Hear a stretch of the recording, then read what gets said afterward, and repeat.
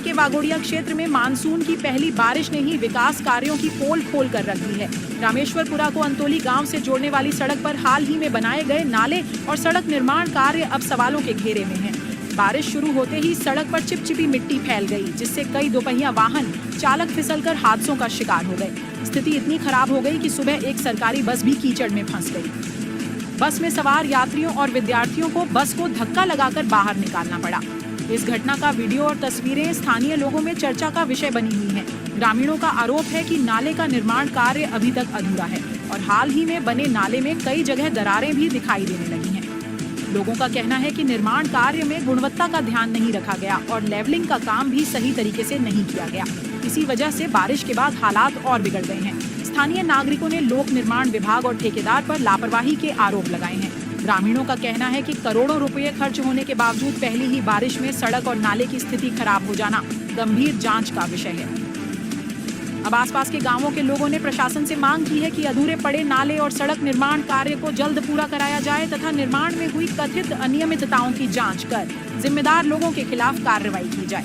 Cameraman Yunus Ghanchi के साथ वाघोड़िया से रिपोर्ट।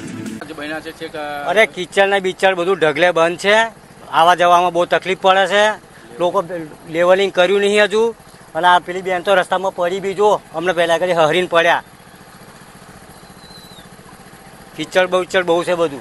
બેન શું કે રામેશ્વરપુરાથી અંટોલી જવાના રોડ પર નારા બનેલા છે, તે નારાનું લેવલિંગ કરેલું નથી। રોડ નારાથી રોડ બે ફૂટ નીચો છે। આવી રીતના સવારમાં નોકરી જતા માણસોને તકલીફ પડે છે। કોઈક અમુક વાર માણસો સ્લીપ કરીને પણ નીચે પડ્યા છે। તો કોન્ટ્રાક્ટરની બેદરકારીને લીધે આ પ્રકારની પરિસ્થિતિ છે। પબ્લિકના ટેક્સના પૈસા ત્યાં નારું બનાવેલું છે। આ પહેલા જ વરસાદમાં આવી તકલીફ થઈ છે તો આવનારા ચોમાસામાં કેટલીક તકલીફ પડશે। તો કોન્ટ્રાક્ટર સામે કાયદેસર પગલાં લેવા વિનંતી। એવો છે કે અમારે ગાડી લઈને જવું બહુ તકલીફ પડે અને એકાદ જણને બેહાડ્યો ને તો એમને ઉતારવા પડે, કારણ કે જો આવું કંઈ સ્લીપમાં જાય તો અમારા પગ ભાંગી જાય તો ભાઈ જવાબદારી કોણ લે? અને એ પેલી સાઈડથી નહીં જવાયું, કારણ કે એ બાજુ બી કાદો છે। એના હિસાબથી કોન્ટ્રાક્ટરની બેદરકારીમાં અમે શું કરીએ? કારણ કે હમણાં તકલીફ પડે, ચોમાસામાં તો વધારે તકલીફ રહેવાની, 4 મહિના કાઢવા બહુ મુશ્કેલ છે। આ ટાઈમ ખાસા ટાઈમ ચાલે પણ હજુ તો કંઈ એનું નિરાકરણ નહીં લાવ્યું।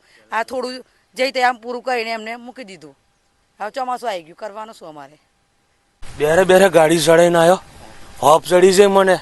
આ એકલા આ રાજકારણ કરે છે કે પછી BW કરે કે સમજણ નહીં પડતી ચાલુ।